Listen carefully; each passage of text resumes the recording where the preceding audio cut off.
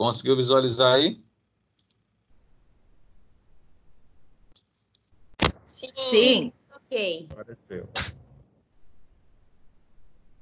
Então, a gente vai falar da farmacoterapia da asma.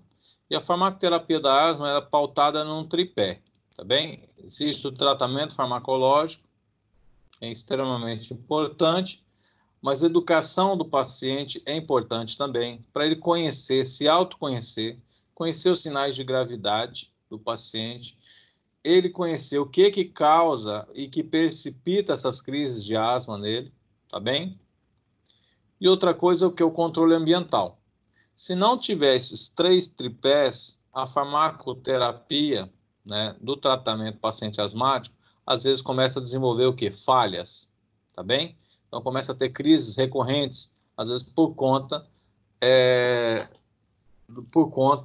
dessas situações, né? Principalmente o controle, né, o controle ambiental, tá bom?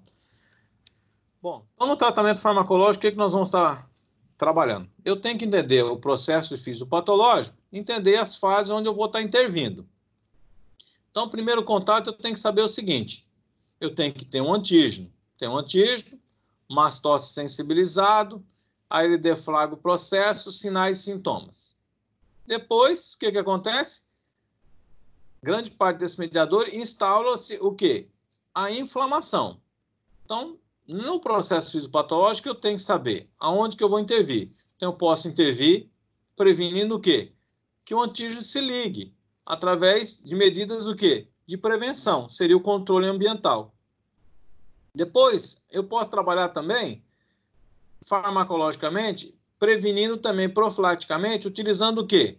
Utilizando os cromoglicados, utilizando o cetotifeno, que é um antissamínico de segunda geração, utilizando os antileucotrienos na profilaxia.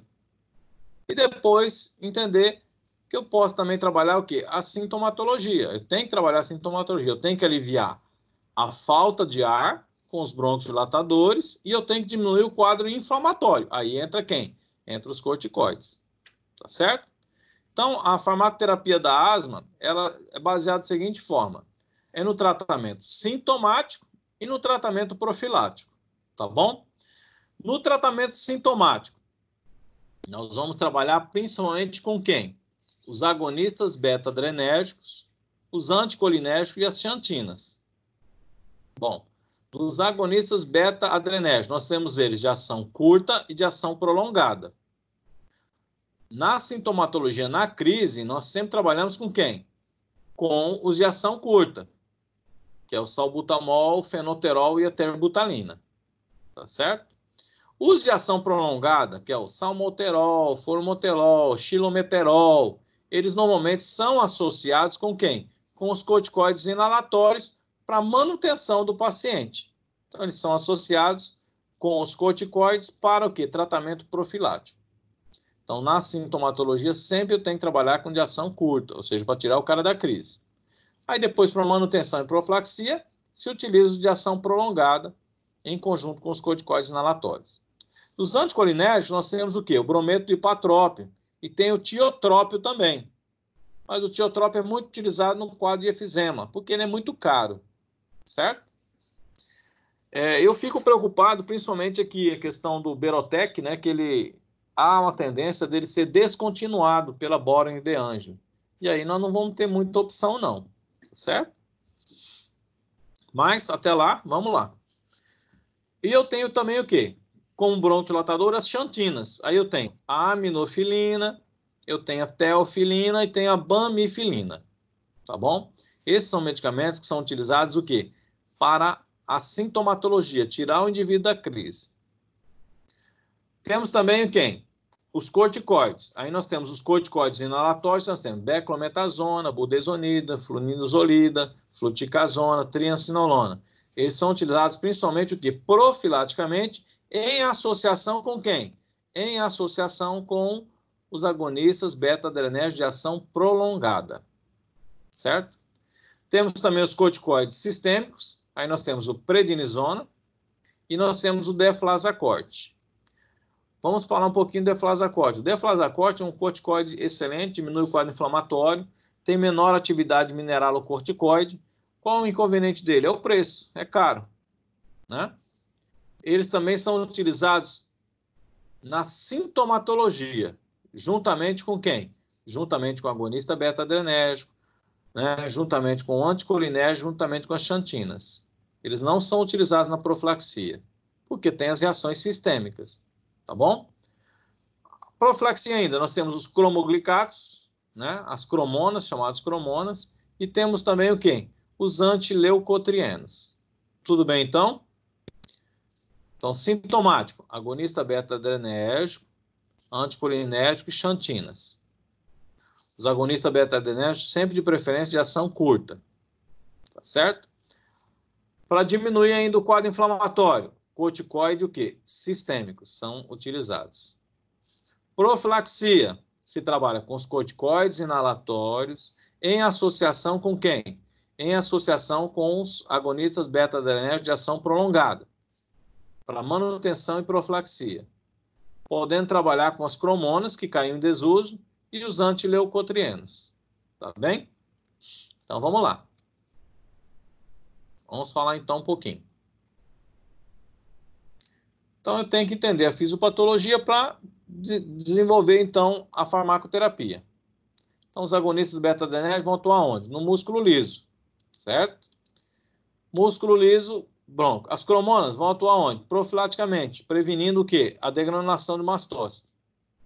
Os corticoides vão diminuir o quadro o quê? O quadro inflamatório, diminuindo as citocinas e os mediadores inflamatórios. Então, ele diminui a fase tardia, diminui a migração de eosinófilo, diminui a hiperresponsividade bronca.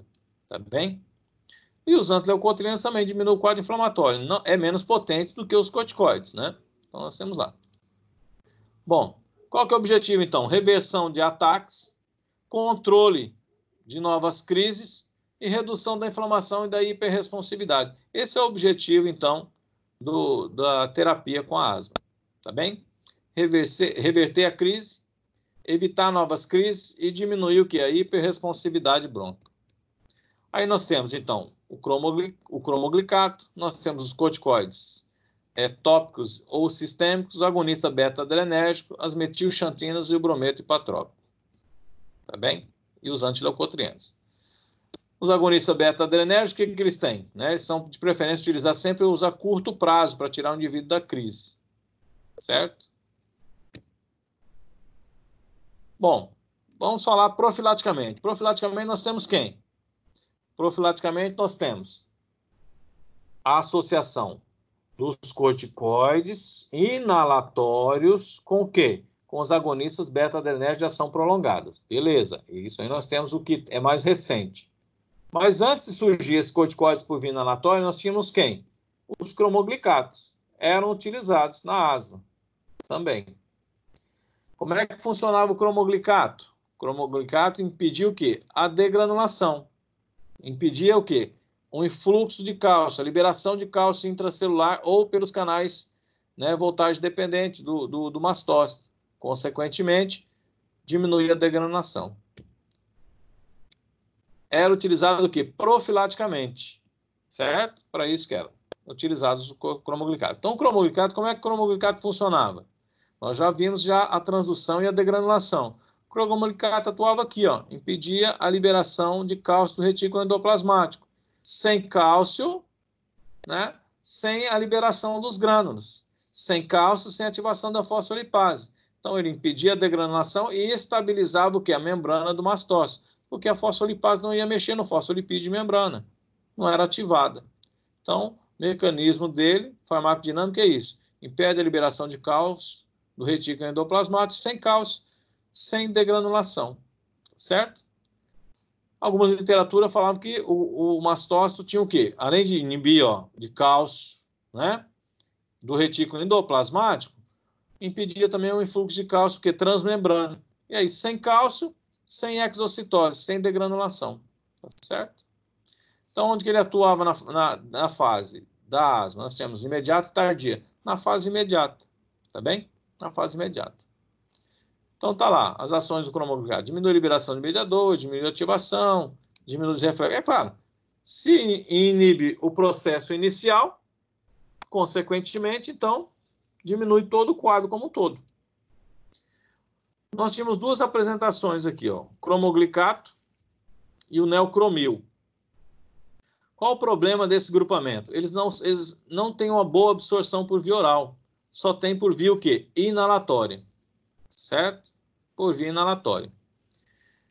E aí, o que diferencia um do outro? É o tempo de meia-vida. O cromoglicato tem em torno de 80, enquanto que o neocromil tem praticamente o quê? Quase que o dobro do tempo de meia-vida. Então, ele tem um efeito mais prolongado do que o cromoglicato. O inconveniente deles, não são absorvidos por via oral, é só por via inalatória, certo? Então, eles são menos potentes que os corticoides, causava tosse, irritação das vias aéreas, dor de cabeça e gosto amargo na boca. Tá bem? Bom, era conhecido como Intal, o neocromil conhecido como Tilade. Bom, aí, professor, e os antihistamínicos podem ser utilizados na asma?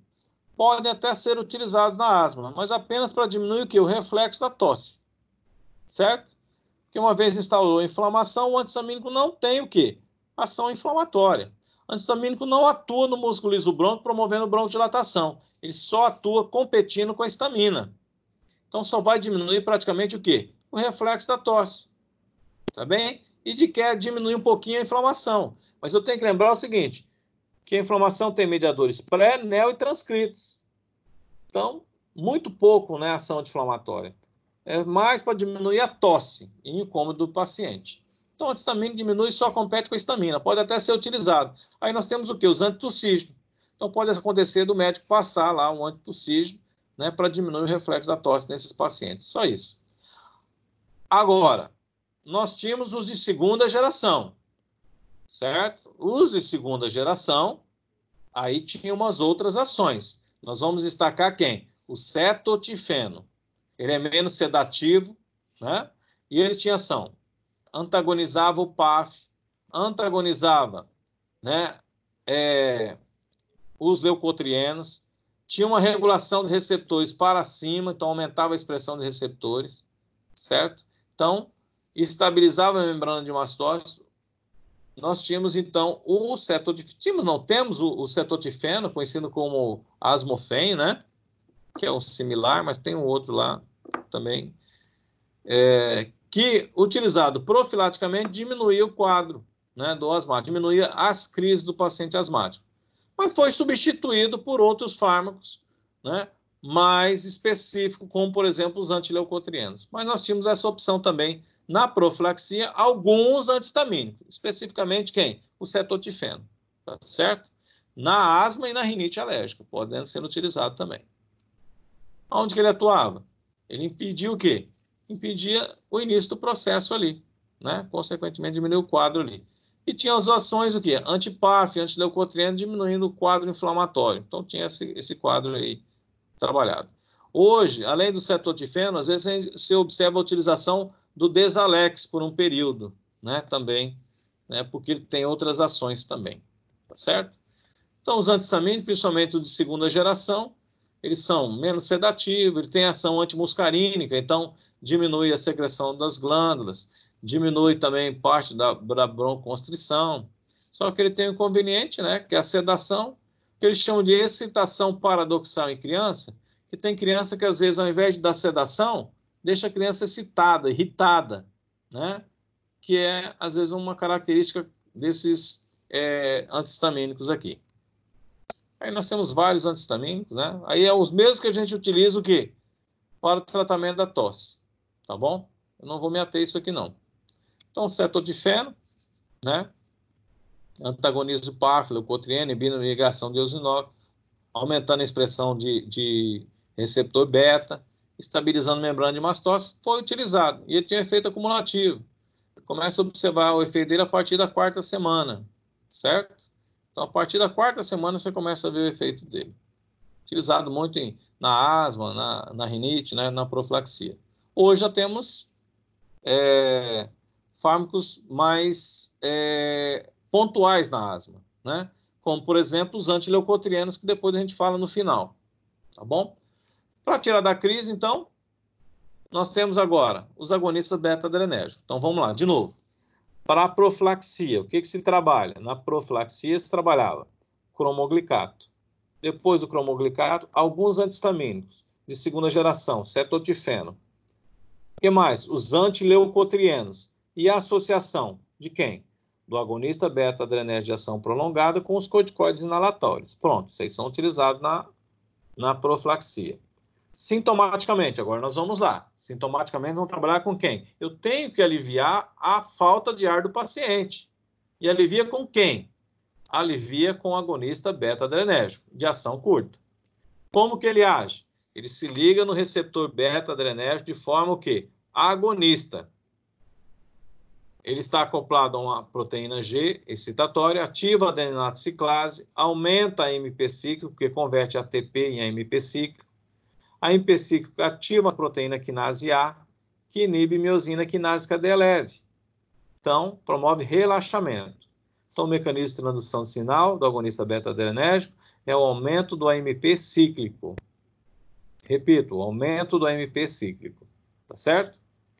Aonde que ele atua? Atua na sintomatologia apenas. Só vai relaxar o músculo liso brônquico, vai promover broncodilatação. Tá certo? Aliviando o paciente. Não vai diminuir o quê? O quadro inflamatório. Só broncodilatação. Aliviar a falta de ar do paciente. Aí nós temos ali os de ação direta e indireta. Nós tínhamos a efedrina, que eram de ação indireta, certo? Ele atuava estimulando a liberação de noradrenalina. Aí atuava tanto em alfa como em beta, né? E aí começaram a utilizar ela para outra finalidade, né? Para tentar estimular receptor beta 3 e quebrar a gordura. E aí o que a Anvisa fez? Retirou. Tinha efedrina do franol, tinha etafedrina, tiraram. Ficou apenas o quem? O salbutamol, a terbutalina e o fenoterol, que também está começando a ser descontinuado. Tá bom? O que eles mudam? Eles mudam em termos de tempo de meia-vida. É isso? Então, você tem lá o salbutamol, a terbutalina e o fenoterol. Tá certo? Muito bem.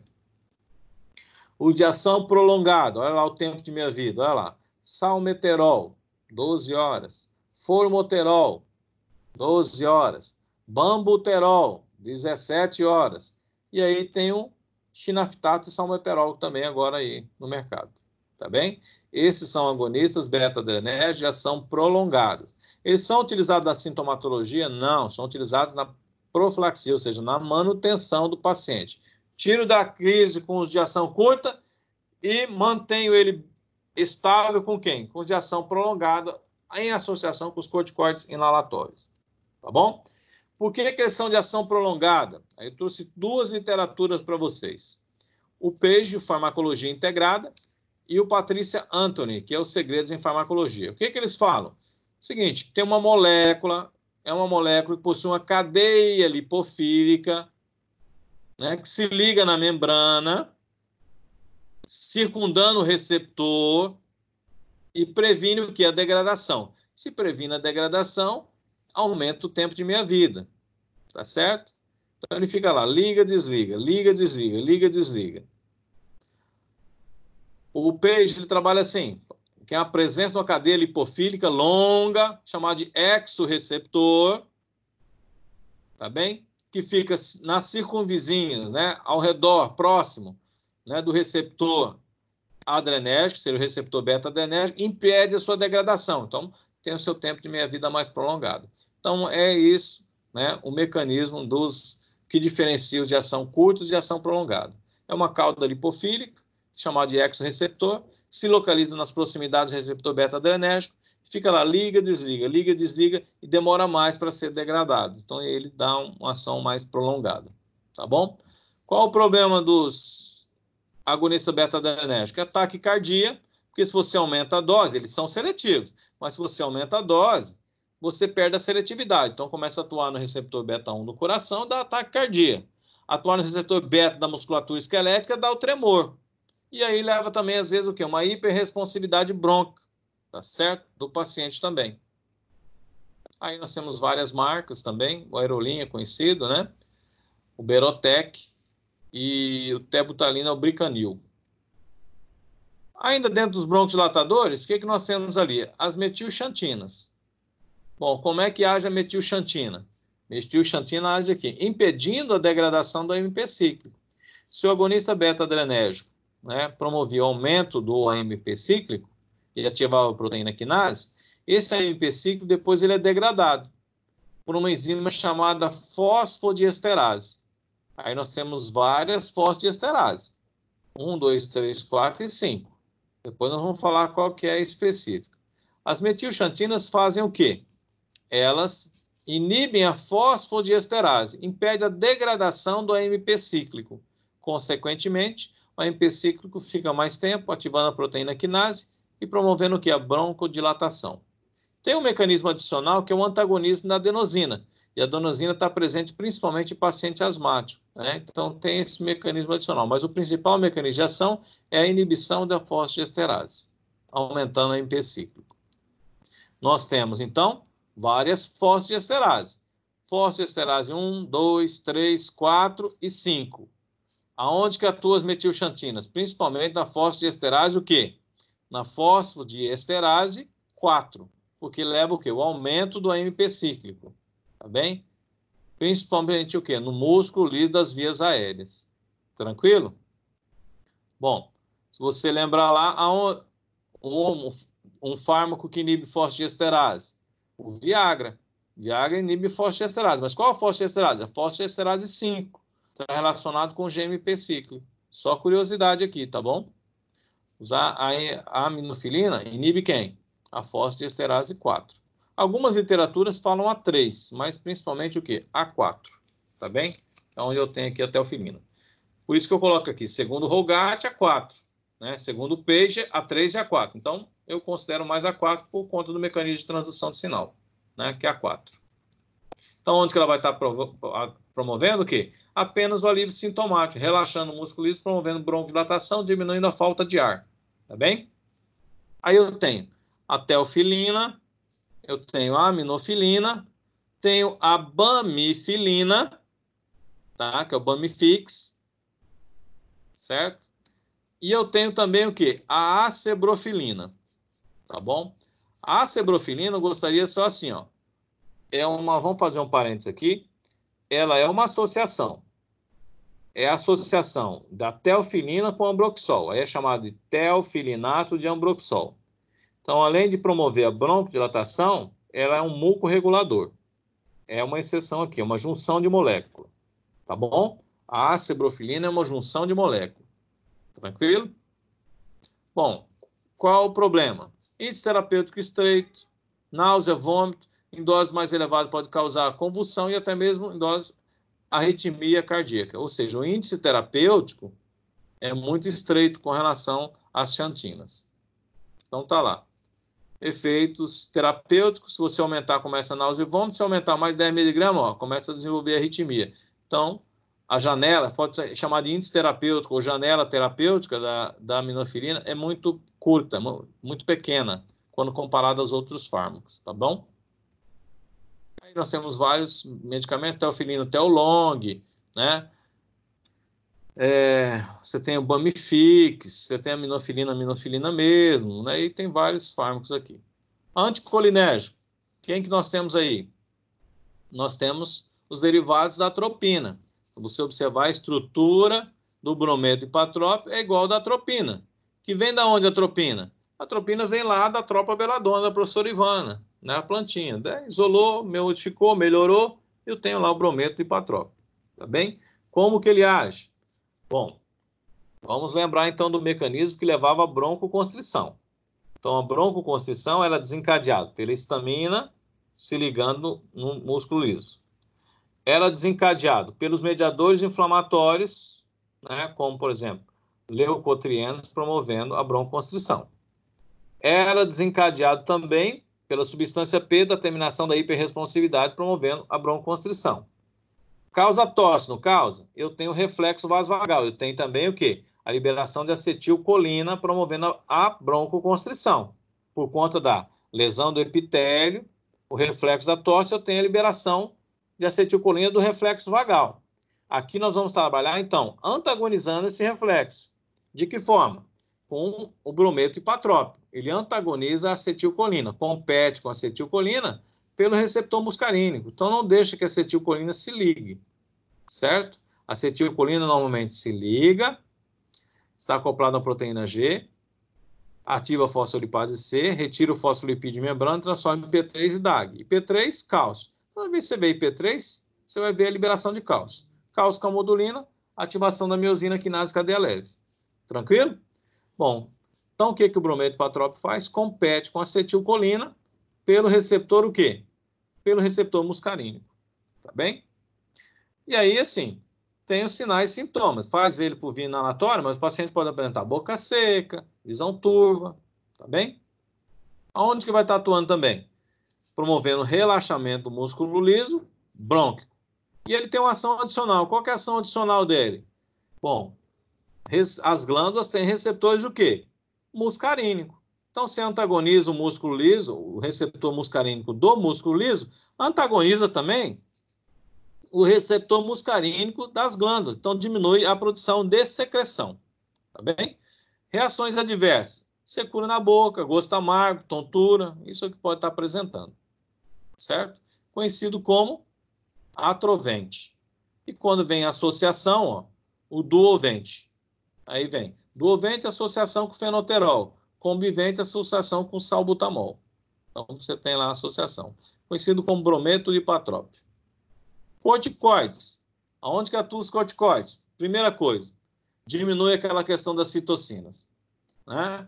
Então, você vê na ativação, apresentação de antígeno do linfócito, você tem lá, ó, liberação de cálcio, calcineurina, ativa o fator de ativação nuclear. Bom, eu tenho ativação nuclear. E, por outro lado, o diacilglicerol tem ativação da proteína quinase, ocorre uma fosforilação dessa proteína, ativação dos genes FOS e JUN, e aí, por intermédio da P1, você tem a ativação gênica.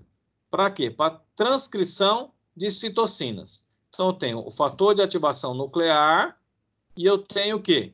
O AP1. Isso aqui eu estou lá no linfócito, hein? Muito bem. O que o corticoide faz? Inibe a P1. Sem a P1, somente o fator de ativação nuclear não consegue o quê? Ativar o gene das citocinas. Então, você para a transcrição das citocinas. De novo, célula apresentadora de antígeno, apresentando para quem?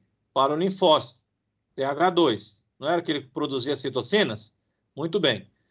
Apresentou, eu tenho o quê? O receptor. O receptor também é acoplado, que é uma proteína G. Fosfolipase C.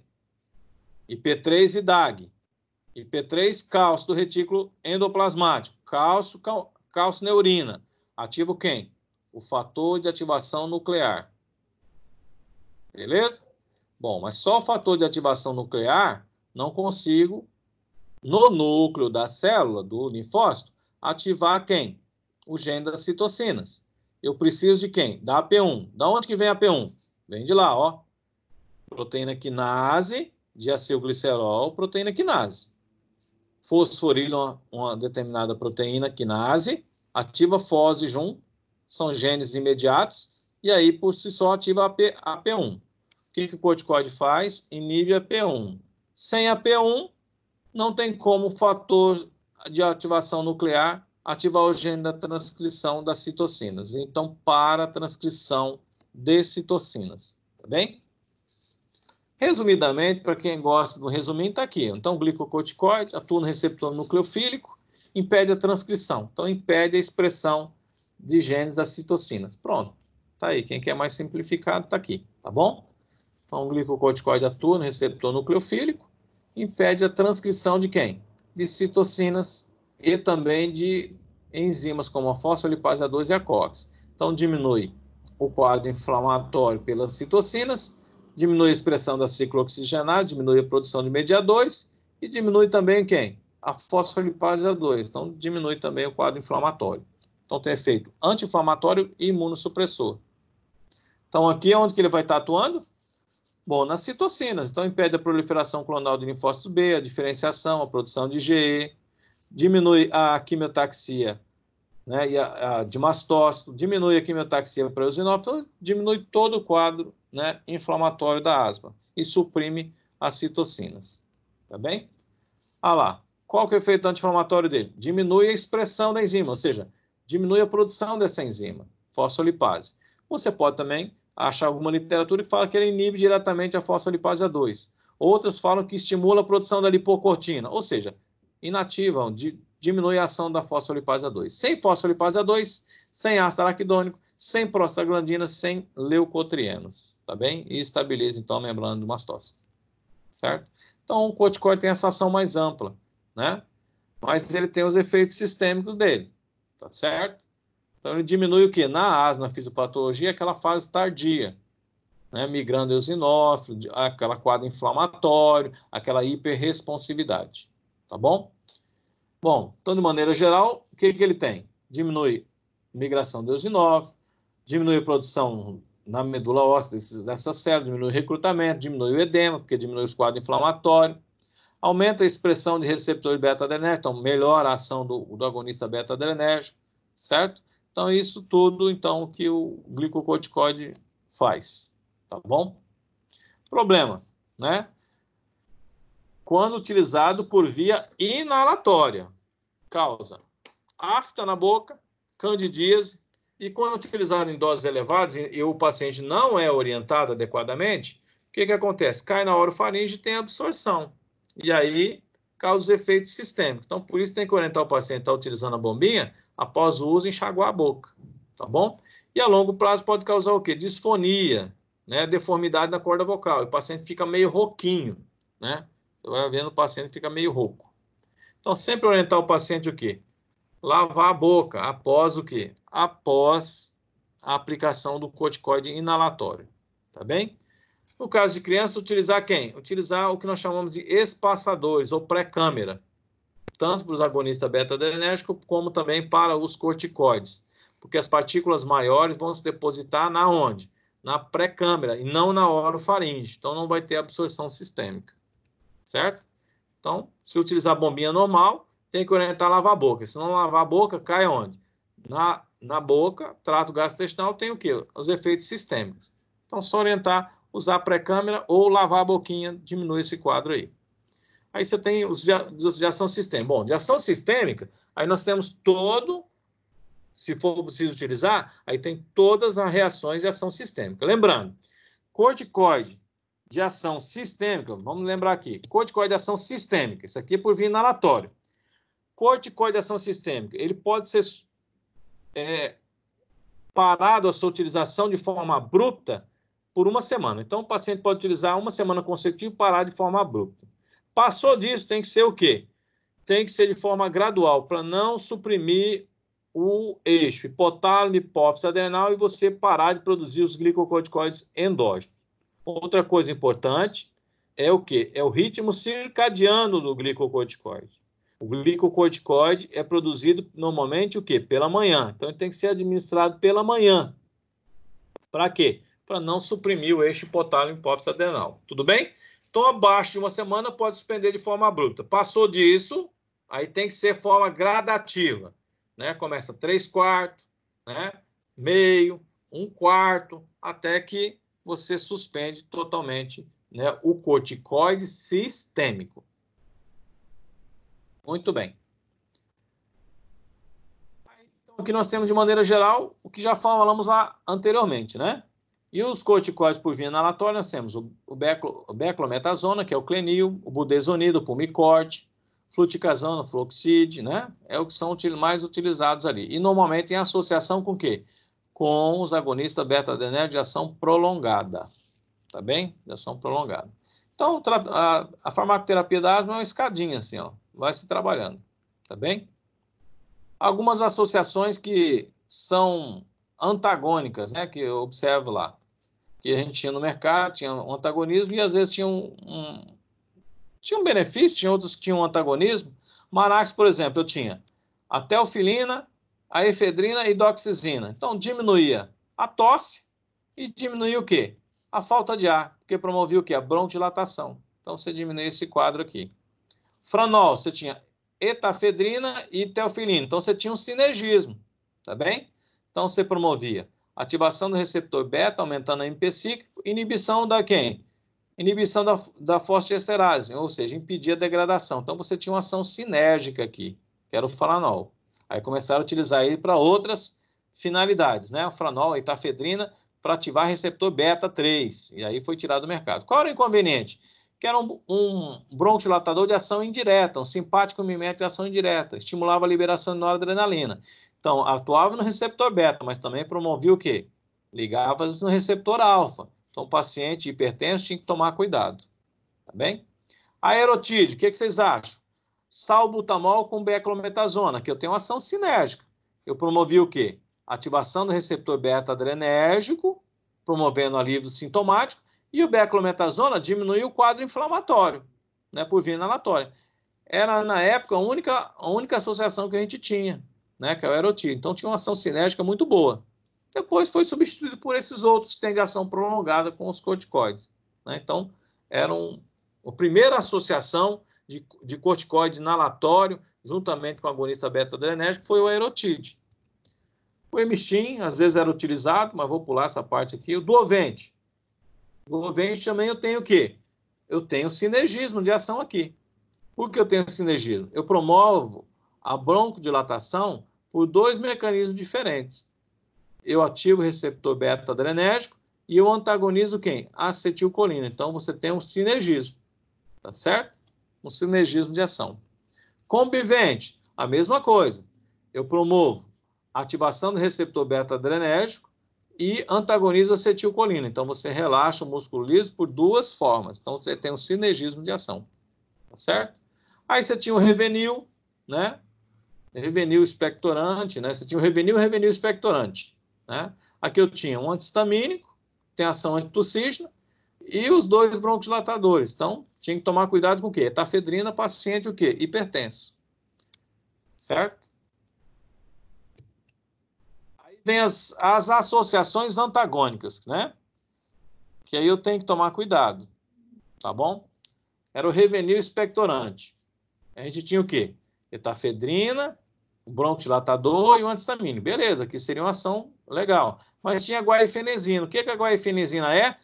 Um antitussígeno, perdão, um expectorante verdadeiro. Aumenta o reflexo da tosse. Bom, se aumenta o reflexo da tosse, o cara já está com uma hiperresponsividade bronca, pronto, agravava o processo. Né?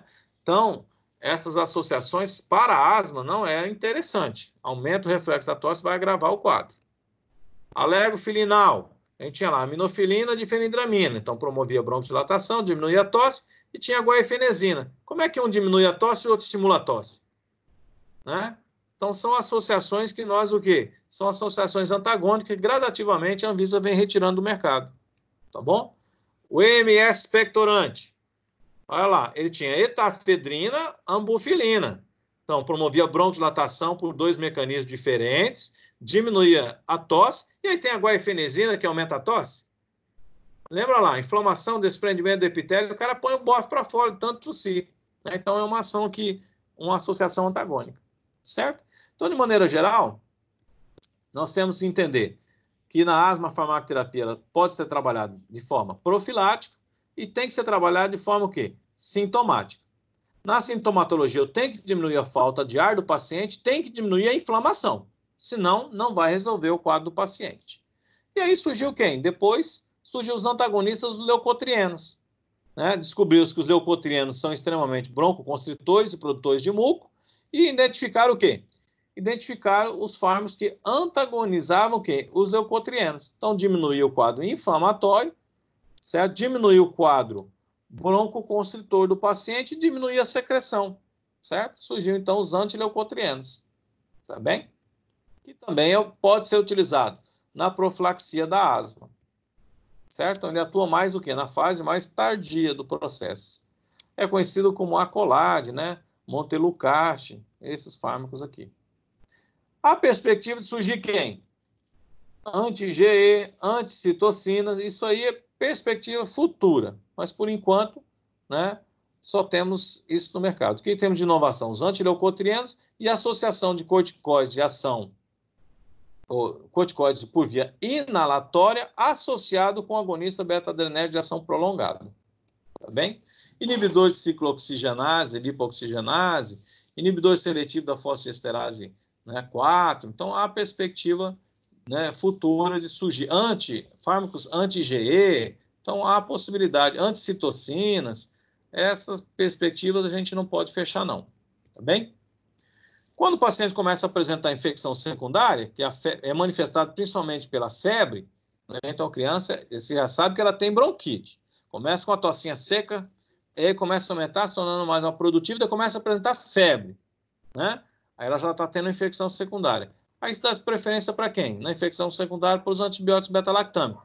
Por favor, pelo amor de Deus, não fala assim, a professora falou que a asma a gente trata com antibiótico. Estou falando da infecção secundária, tá? Que às vezes pode acontecer, principalmente em criança, né? Aí se trabalha com beta-lactâmico, por quê? Trato respiratório, gram positivo, vão dar preferência para os beta-lactâmicos. Aí os beta-lactâmicos incluem as penicilinas e cefalosporinas, tá bem?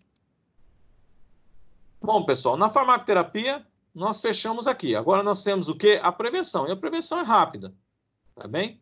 Como que a gente vai atuar, então, na prevenção do paciente asmático? Vamos lá, então.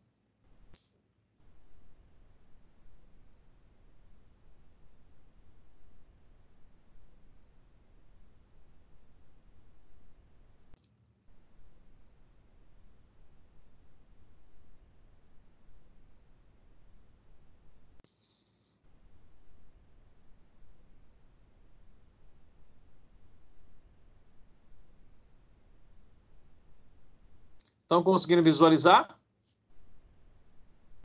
Sim. Bom, na prevenção vamos trabalhar de que forma? Então tem o tratamento farmacológico, educação em paciente, né? Vamos prevenir a asma. Primeiramente o quê? Diminuir a exposição ao alérgeno, tá certo? Outra coisa importante, orientar o paciente a ingerir bastante líquido. Por quê? Manter hidratada, né, o epitélio, a camada sol, o batimento ciliar, então é importante também. Bom, aí tem que dar um jeitinho do quê? Diminuir a exposição aos alérgenos, né? Se é alérgico à poeira doméstica, não vai varrer, vai o quê? Aspirar, e assim sucessivamente.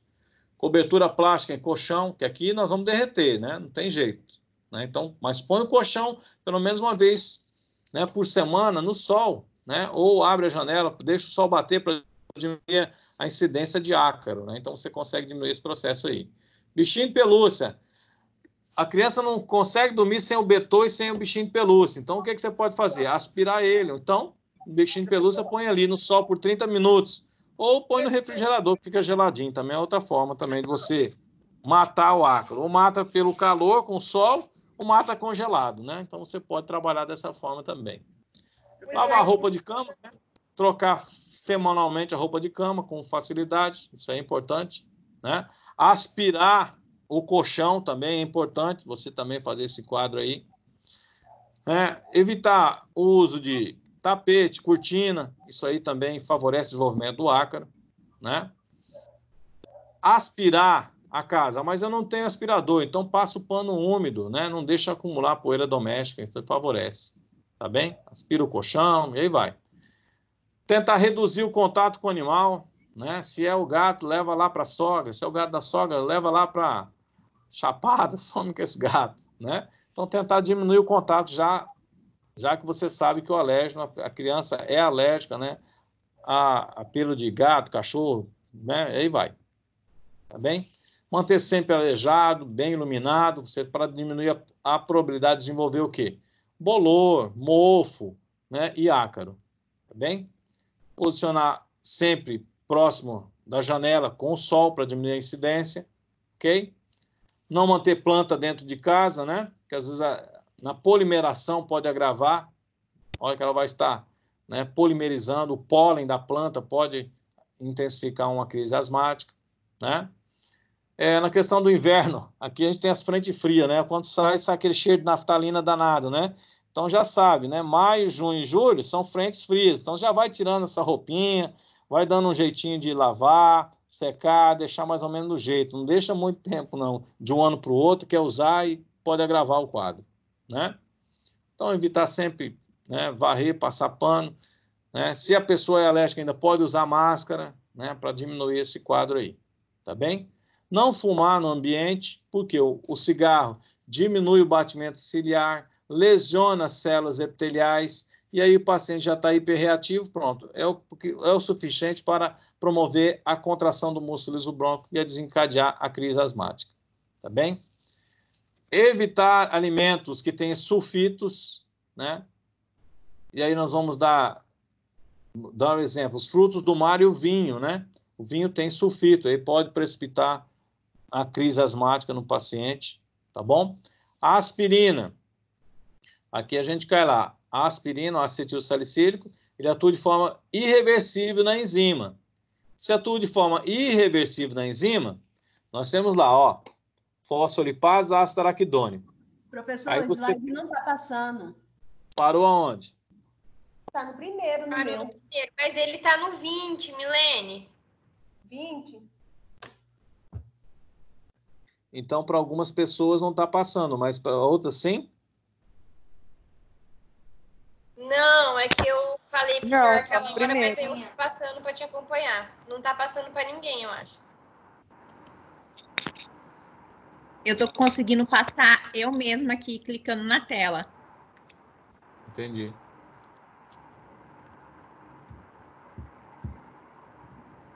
Prof, volta aí essa da aspirina, por favor.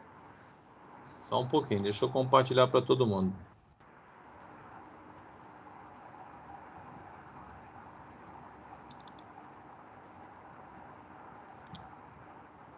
Tudo bem? Estão conseguindo visualizar? Sim, agora sim. Conseguindo visualizar?